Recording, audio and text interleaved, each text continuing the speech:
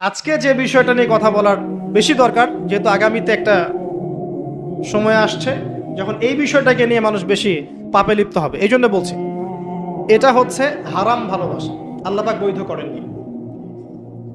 এমনকি কথা বলার সময় আল্লাহ পাক বলেছেন একজন গায়রে মাহরাম মেয়ে যেন পর্দার আড়াল থেকে কথা বলে, কিছু চাইতে হলে যেন পর্দার আড়াল থেকে চায় এবং গলার ভয়েসটা যেন কর্কশ হয়। আল্লাহর লিমিটেশনগুলো দেখেন আর বাস্তবতা দেখেন।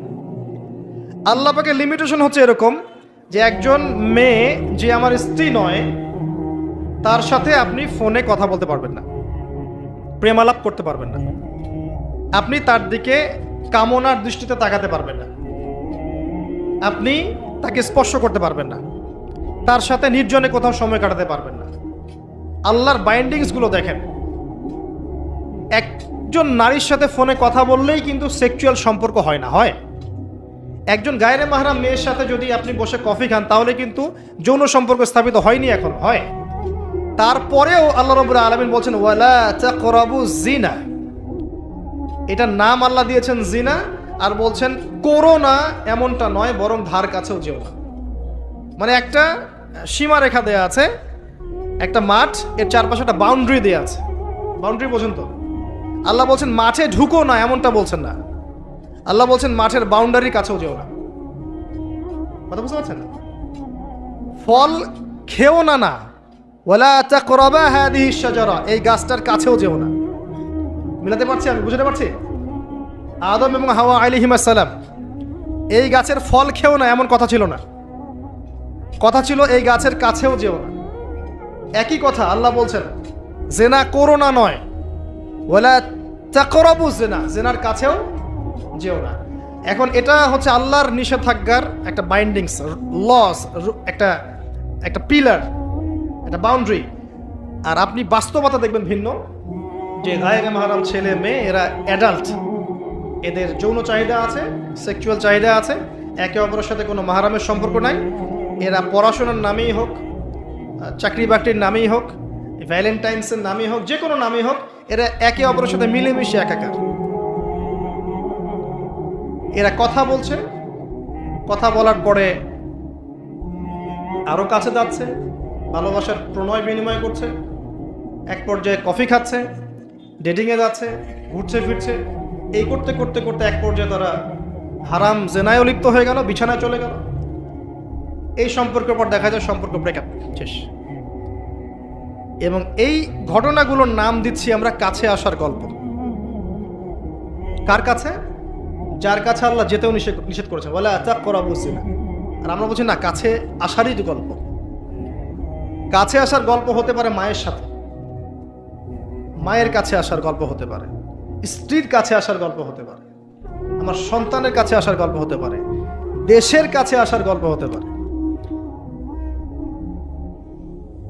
কিন্তু হারাম জেনার কাছে আসার কোনো গল্প হতে পারে না। কি হতে পারে? জাহান্নামের উপন্যাস হতে পারে। কি হতে পারে? জাহান্নামের আমল নামার একটা উপন্যাস হতে পারে। উপন্যাস বোঝেন না? আল্লাহ পাক এই যে কিয়ামতের মাঠে আমল নামা ছুঁড়ে দিবেন, ছুঁড়ে দিয়ে আমল নামায় ঘুরতে থাকবে, কারো ডান হাতে কারো বাম হাতে।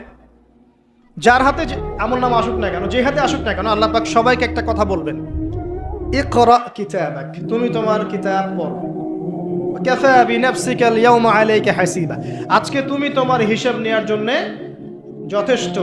আমরা সবাই একটা করে উপন্যাস লিখছি, আমরা সবাই একটা করে উপন্যাস লিখছি আমল নামার, আমাদের কাজের মধ্য দিয়ে। আর এর চেয়ে ভয়ঙ্কর বিষয়টা হচ্ছে এই উপন্যাসটা আপনাকে পড়তে বলা হবে সবার সামনে। আমার কথা মনে বোঝা যায় না? আমরা একটা গল্প লিখছি আমল নামায়, উপন্যাস লিখছি, যার একটা মোমেন্ট বাদ যাচ্ছে না। এই যে এখন আমরা বসে আছি, এটা আপনার উপন্যাসে উঠে গেছে, আমল নামে উঠে গেছে। মাফ করবেন যদি কালকে আবার দেখেন যে আমল নামাকে উপন্যাস বলে যা ব্যাখ্যা করলাম তোহা, এবার এই শব্দ দিয়ে আবার তুলকালাম করে ফেলেন না। এটা বুঝানোর জন্য বলেছি, যুব সমাজ উপন্যাস বোঝে, এই জন্য বলেছি। যুবকরা উপন্যাস বোঝেন না? আপনারা বিভিন্ন উপন্যাস পড়েছেন, যারা জেনারেল লাইনে পড়েছেন অনেক উপন্যাস পড়েছেন, এই জন্য বললাম বুঝানোর জন্যে। আমল নামা কখনো উপন্যাস নয়, যে আপনি আর আমি একটা উপন্যাস লিখছি, নিজের গল্প নিজেই লিখছি, নিজের কাজের মধ্য দিয়ে নিজের উপন্যাস নিজেই লিখছি, এবং এটার মধ্যে সবচেয়ে ভয়ঙ্কর কথা হচ্ছে এইটা সবার সামনে আমাকে পড়ে শোনাতে হবে। আমরা কি পারবো এই জেনা, এই মাদক, এই পর্নোগ্রাফি, হারাম, জুয়া, ক্যাসিনো, অন্যায়, অত্যাচার, বেনামাজি, দুর্নীতি, ঘুষ, সুদ, এইগুলোর সব কথা সবার সামনে পড়ে শোনাতে আমরা কি পারবো আদৌ? আমরা কি প্রস্তুত? পড়তে কিন্তু হবেই ভাই, সবাইকে পড়তে হবে। আলেম, জালেম, কাফের, মুশরিক, মুনাফিক সবাইকে পড়তে হবে। ইকরা কিতাবাক এক বচনে এসেছে, মানে এক একজন মানুষকে আল্লাহ পাক বলছেন যে তুমি তোমার বই পড়ো, তোমার কিতাব পড়ে শোনাও। কাফা বিনাফসিকা আল-ইয়াওমা আলাইকা হাসিবা, আজকে তুমি তোমার হিসাব নেওয়ার জন্য যথেষ্ট। আল্লাহ পাক আমাদেরকে কথার গভীরতা বোঝার তৌফিক দান। এই হারাম জিনিসগুলোর মধ্যে সবচেয়ে ডেঞ্জারাস এই ফ্রি মিক্সিং। ফ্রি মিক্সিং কি জিনিস? একজন বেগানা মেয়ে একজন বেগানা ছেলের সাথে মিক্স করবে। এখন আপনি কথাগুলো মনে হচ্ছে রূপকথার মতো মনে হবে, কারণ বাস্তবতার সাথে কোনো মিল নাই। বাস্তবতায় আপনি গিয়ে দেখবেন যে স্কুলে পড়ছে মাশাআল্লাহ গায়রে মাহরাম ছেলে মেয়ে, এবং নাম দিচ্ছে এরা friends, just only friends, friends only, বন্ধু, ক্লাসমেট। কিন্তু এর বয়স মাশাআল্লাহ 16, এর বয়স 20, বা এর বয়স 15, এর বয়স 18। উভয়ের যৌন চাহিদা হয়েছে বালেগ এবং বালেগা। এই বয়সে আসার আরো 5-6 বছর আগে সে বালেগা হয়ে গেছে, এবং তারা কিন্তু আলাদা আলাদা সেকশনে পড়ছে না। এমন যদি হতো মেয়েদের আলাদা স্কুল, মেয়ে টিচার, মেয়েরা পড়ছে, কোনো সমস্যা নেই, টোটালি বৈধ এবং সুন্দর, ভালো সিস্টেম। ছেলেদের আলাদা স্কুল কলেজ, ছেলেরা আলাদা পড়ছে, আলাদা, কোনো সমস্যা নেই। সমস্যা কোথায়? যখন এক ছাদের নিচে আমি সবাইকে বসিয়ে দিয়েছি এবং এরা একে অপরের সাথে মিক্স করছে। মিক্স, যেখানে আল্লাহ বলছেন কাছেও যেও না, এরা কথা বলছে, নোটটাই চেঞ্জ করছে, একে অপরের সাথে গ্রুপ স্টাডি করছে, কফি খাচ্ছে, দেখা সাক্ষাৎ করছে, ডেটিং করছে, একে অপরের সাথে যৌন মিলনও করছে, একে অপরের সাথে বসে পর্ন দেখছে, যৌন মিলন করছে, সেক্সুয়াল সম্পর্ক স্থাপন করেছে, এবং মানুষ বুঝাচ্ছে এদেরকে এই সম্পর্কটা বৈধ, ভালো সম্পর্কটা পবিত্র, পরে বিয়ে করে নিলেই হয়ে গেল। এই হচ্ছে এটা বাস্তবতা। বাস্তবতার সাথে ওয়ালা তাকরাবু জিনা আয়াতের কোনো মিল আছে? বাস্তবতা এক জায়গায়, কোরআন এক জায়গায়, এরপরে দাবি করছি আমরা মুসলিম, স্টিল আমরা দাবি করছি আমরা মুসলিম। এবং এই ফ্রি মিক্সিং এর ফলে শত শত যুবক যুবতীর ইজ্জত চলে গেছে। শত শত না, সংখ্যাটা সহস্র লক্ষ হবে, আরো বেশি হতে পারে, আল্লাহু আলাম। এগুলো তো প্রকাশ্য, গোপনে যে কত কি হচ্ছে আপনি তো জানেন না। যে সন্তান, যে মেয়েটাকে আপনি ছোট মনে করছেন, অলরেডি যে সে কতগুলো ছেলেকে এভাবে ছেলে বদল করতে করতে করতে করতে করতে করতে এই জায়গায় আসছে আপনি জানেনই না। যে ছেলেটাকে আপনি ছোট্ট মনে করছেন, এ যে কতগুলো গার্লফ্রেন্ড চেঞ্জ করতে করতে এই জায়গায় আসছে আপনি জানেন না। এবং এগুলোকে সে মনে করছে পবিত্র সম্পর্ক, কোনো সমস্যা নেই। কোনো কোনো ক্ষেত্রে দেখা যায় হিন্দু মুসলিম তারাও প্রেম করছে, বন্ধু বান্ধব, এবং তার কনসেপ্টটা হচ্ছে এমন যে সমস্যা নাই, পরে বিয়ে করে নিব, এটা চলছে। এবং এদেরকে আমরা উস্কে দিব এভাবে যে 14 ফেব্রুয়ারিতে তোমরা অবাধে মেলামেশা করতে পারো, কোনো সমস্যা নেই, বরং এটা হচ্ছে তোমাদের মত প্রকাশের স্বাধীনতা। এবং আমরা এটাও বুঝাবো ওদেরকে যে যারা এগুলোর বিরুদ্ধে বলবে তারা মৌলবাদী, তারা সমাজের উন্নতি, অগ্রগতি, প্রগতি চাচ্ছে না।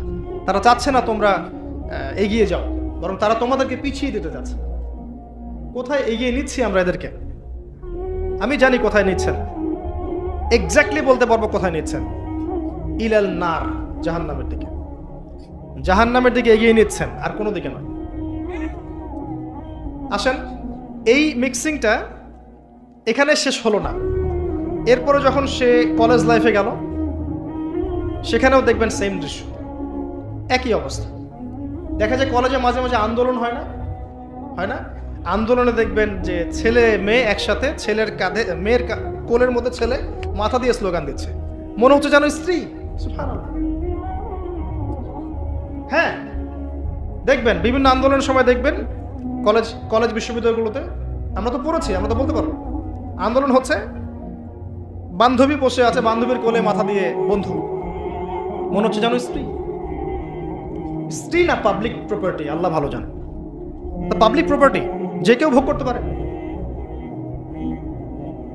এটা কলেজে শেষ থাকলো না, ইভেন স্কুল কলেজের মধ্যে দেখবেন যে আপনি টিচার একজন পড়াচ্ছেন, পুরুষ টিচার, এর চারপাশে মেয়েরা গোল করে বসে আছে ব্যাচ, পুরুষ টিচার মেয়েদের ব্যাচ পড়াচ্ছেন, মেয়েরা সবাই তার গায়ের মাহরাম। দর্শনটা এখানে এরকম না, এরা তো আমার মেয়ের মতো, এরা তো আমার মেয়ের মতো, জাস্ট এইভাবে, তুমি তো আমার মেয়ের বয়স।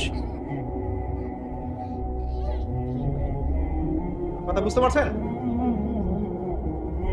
তুমি তো আমার মামনির মতো, আর ওই মেয়েকে বোঝানো হচ্ছে টিচার তোমার বাবার মতো।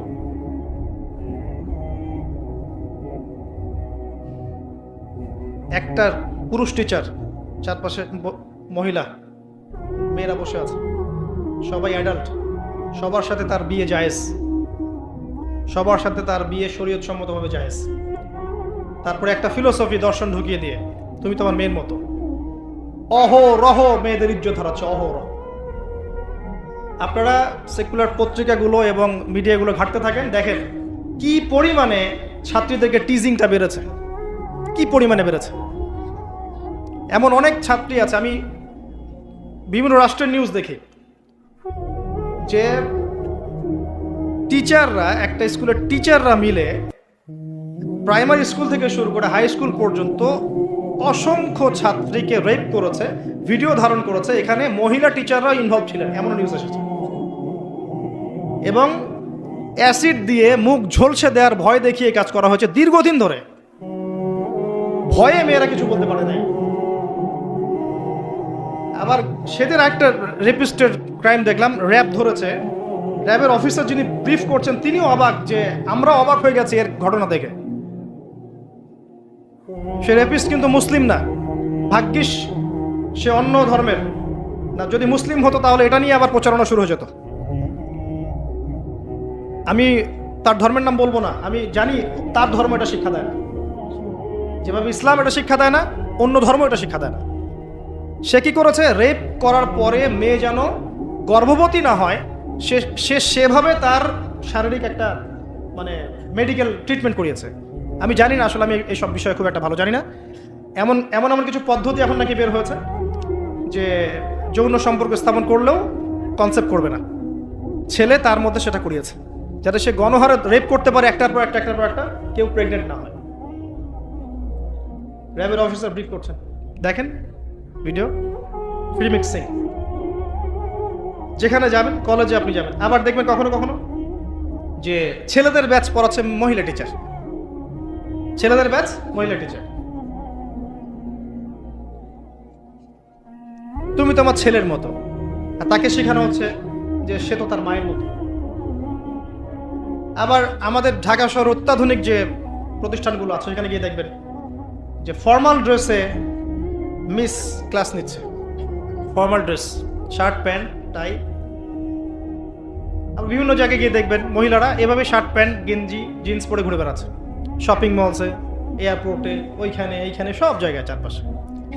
এটা তো ফ্রি মিক্সিং এর সাথে আরেকটা পাপ হলো কি, নবী সাল্লাল্লাহু আলাইহি ওয়াসাল্লাম বলেছিলেন যে শেষ জামানে এক শ্রেণী মেয়ে বের হবে যারা কাপড় পরেও নগ্ন থাকবে। এরা সেই ক্যাটাগরি যাদের ব্যাপারে আল্লাহ রাসূল বলেছেন তারা জান্নাতে যাবেও না, জান্নাতের গন্ধ পাবে না। শুধু ফ্রি মিক্সিংটাই সমস্যা না, এবং এটা শুধু স্কুল এবং কলেজে সীমাবদ্ধ নেই, চাকরির ক্ষেত্রেও দেখবেন সেই অফিসের বসের হাতে অনেক মেয়ে নির্যাতিত হয়েছে, বেতন বেশি দেওয়ার কথা বলে, প্রমোশন দেওয়ার কথা বলে। আর মেয়েরা তো একটু অবলা জাতি হয়, তারা একটু অবলা হয়, তাদের একটু মায়া মহব্বত বেশি থাকে, ইমোশনটা বেশি থাকে, তারা খুব বেশি কনভিন্স হয়ে যেতে পারে। ভালো স্বপ্ন দেখিয়ে, রঙিন রঙিন স্বপ্ন দেখিয়ে তাদের কত মানুষ ইজ্জত নষ্ট করে ফেলেছে আল্লাহ ভালো জানে। এরপরেও দেখবেন, এই সমস্যার পরেও দেখবেন তার উপরে আবার আছে পর্নোগ্রাফি, মানে মানুষ রাতের বেলা শুয়ে শুয়ে নগ্ন মুভিজ দেখছে আর দেখছে, দেখছে আর দেখছে। এটাকে উপরের লেভেল থেকে বন্ধ করার কোনো প্রয়াস নেওয়া হয়নি এখন পর্যন্ত। এমন অনেক কান্ট্রি আছে এই বিশ্বের মধ্যে যারা কিন্তু ইন্টারনেট সেকশনটাকে নিয়ন্ত্রণ করে। সব সাইট আমার দেশে চলতে পারবে না। ইভেন আমরা যে হারে ফেসবুক চালাই, চাইনিজরা কিন্তু এভাবে চালায় না, ওদের সামাজিক যোগাযোগ আলাদা মাধ্যম আছে। জানেন? সব জায়গায় একটা রেস্ট্রিক্টেড ব্যবস্থা আছে। পর্নোগ্রাফি যেগুলো দিয়ে ব্লু ফিল্মস দেখানো হয় সারা দেশের মানুষকে, একটা জাতির মানুষকে, এটা তো অ্যাটলিস্ট বন্ধ করা যেত। এটা বন্ধ করাটা তো নিঃসন্দেহে কোনো মৌলবাদী কাজ নয়, সন্ত্রাসী কাজ নয়, জঙ্গিবাদী কাজ নয়, তাই কি? এটা যখন আপনি দেখছেন সারাদিন ধরে, সারা রাত ধরে, এই ছেলেপেলেটা ম্যাক্সিমামই আসক্ত এগুলোতে। ইভেন এখন মেয়েরাও এগুলো দেখে। আপনি সেকুলার মিডিয়াগুলো রিপোর্টগুলো দেখেন, তারাই বলছে এগুলো। স্কুলে গিয়ে মেয়েদের ইন্টারভিউ নিচ্ছে, তোমরা কি এটা দেখো? মেয়েরা বলছে যে হ্যাঁ আমরাও দেখি, আমরাও কথাবার্তা বলি যে নতুন একটা আইটেম আসছে, এটা দেখ, এভাবে তারা কথা বলছে ক্লাসের মধ্যে। তো যখন ছেলে মেয়েরা এগুলো অবাধে দেখবে, যুবক যুবতী কিশোর কিশোরীরা, এরপরে আবার ফ্রি মিক্সিং, তার উপরে আবার বেহায়াপনা, নগ্নতা, পোশাক আশাকের পর্দার বালাই নাই, তখন আপনি চিন্তা করেন সমাজটা কি হইতে পারে। আবার এগুলোকে আমরা দিবসের মধ্য দিয়ে উৎসাহিত করছি, কাছে আসার গল্প, আসো আরো জানা করো। কোথায় ইসলাম আর কোথায় কোরআন আর কোথায় সেই পর্দার, কোথায় কি? আর ওই যে দেখেন একটা মেয়ে মুস্কান, ও তার নেকাব খুলবে না, 200-300 কুকুরের সামনে বলছে আল্লাহু আকবার। তো জান্নাত আসলে কাদের জন্যে? এই অবস্থায় যদি আমরা কেউ খাস পর্দা করছি, এখন যারা আবার খাস পর্দা করছি তাদেরকে আবার বাঁকা চোখে তাকানো হচ্ছে, আবার কাউন্টার। এমনি তো চলছে এগুলো, আর উপর আবার কাউন্টার। একটা জায়গা বাকি রাখছে না শয়তান আপনাকে ফিতনায় ফেলার জন্য। এই অবস্থায় কেউ যদি পর্দা করতে যায়, ওকে আবার বাঁকা চোখে তাকানো হচ্ছে। এ তো ভালো সুবিধার মনে হচ্ছে না? তোমার বোরখার নিচে কি বোমটম আছে নাকি? সাইকোলজিক্যাল আক্রমণ। বোরখা পরে যাচ্ছে স্কুল কলেজে, টিচাররা কেমন করছে, তার সাথে কেমন যেন আচরণ করছে। এটা কেন করছো? মুখটা খোলো, নাহলে পরীক্ষা দিতে দেবো না। এগুলো চলছে। এরপরেও আরো আছে বিভিন্ন beauty contest, media, movies, cinema, এইসবের মধ্য দিয়ে ঘরে ঘরে ঢুকিয়ে দিয়েছি যে এই ফ্রি মিক্সিং, বেহায়াপনা, নগ্নতা, এটাই প্রগতি, এটাই উন্নতি, এটা অগ্রগতি। ইভেন আমাদের ছোট ছোট বাচ্চারা এগুলো দেখে দেখেই বড় হচ্ছে এখন। জানি না ওরা আবার কোন জেনারেশন হয়ে আল্লাহ ভালো। এর উপরে এসেছে সেলফি এবং ছবি ভিডিওর একটা বুদ্ধি প্রতিবন্ধী জেনারেশন। একটু হলেই সেলফিস, ফেসবুকে আপলোড, আবার টিকটক, আবার ইউটিউবিং, আবার নিজে নিজেই হাসে, নিজে নিজে ছবি তোলে। আর অনলাইনটা অ্যাভেলেবল হয়ে গিয়ে সবার হাতে হাতে স্মার্টফোন যখন গিয়েছে, তখন এগুলো আপলোডিংটা খুব বেশি হচ্ছে। আপলোডিং, আগে ঘটনা ঘটতো সবাই জানতে পারতো না, এখন ঘটলে সারা দুনিয়ার মানুষ এক মুহূর্তে জেনে যাবে। তখন একটা খারাপ ভিডিও সবার হাতে হাতে ঘরে ঘরে। এবার এই হারাম ভালোবাসা, এটা ভালোবাসা বলার অপরাধ হবে, এই হারাম প্রবৃত্তির এই নগ্ন দাসত্ব, এই দাসত্বটাকে ভালোবাসার নাম দিয়ে আল্লাহর নাজিলকৃত পবিত্র ভালোবাসাকে চ্যালেঞ্জ করা হয়েছে। এবং বিভিন্ন মানুষ, সমাজের বিভিন্ন শ্রেণীর মানুষকে এই হারামের দিকে ধাবিত করা হয়েছে, যাতে সবাই জান্নাতের কাছে না বরং জাহান্নামের কাছে আসতে পারে। এই হলো অবস্থা।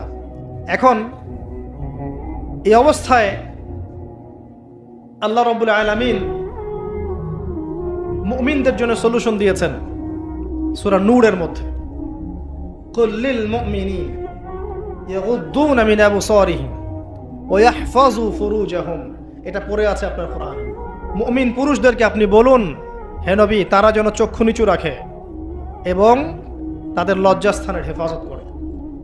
মুমিন নারীদেরকে আপনি বলুন যেন তারা তাদের লজ্জাস্থানের হেফাজত করে, চোখ নিচে রাখে এবং তারা এই মানুষদের ছাড়া অন্য কারোর সামনে যেন না যায় এবং জিনাত, হিজাব তারা যেন অবলম্বন করে। এটা আল্লাহর আদেশ। Only Quran or only Hadith and only Islam can solve this problem. কোরআন, সুন্নাহ এবং ইসলাম ছাড়া কেউ এই সমস্যা সলভ করতে পারবে না। এখানকার সলিউশন এগুলা। প্রথমত তারবিয়াত দিতে হবে ছোট থেকেই, তার উপরে নিয়মিত ইমানের চর্চায় রাখতে হবে, তার উপরে ছেলে মেয়েদেরকে পর্দা বোঝাতে হবে, ছোট থেকেই মেয়েদেরকে পর্দায় রাখতে হবে। তারপরেও যদি বড় হয়ে এদের মধ্যে খারাপ চিন্তা আসে, চোখ নিচু করতে হবে। যেগুলো অশ্লীল সেগুলোর ধার কাছে যাওয়া যাবে না। দ্রুত এদের বিয়ের ব্যবস্থা করতে হবে যাতে ওরা পবিত্র লাইফ লিড করতে পারে। তারপরে দেখবেন আস্তে আস্তে কিছুটা হলেও, 100% না হলেও কিছুটা হলেও আপনি ফিতনা থেকে দূরে রাখতে পারবেন।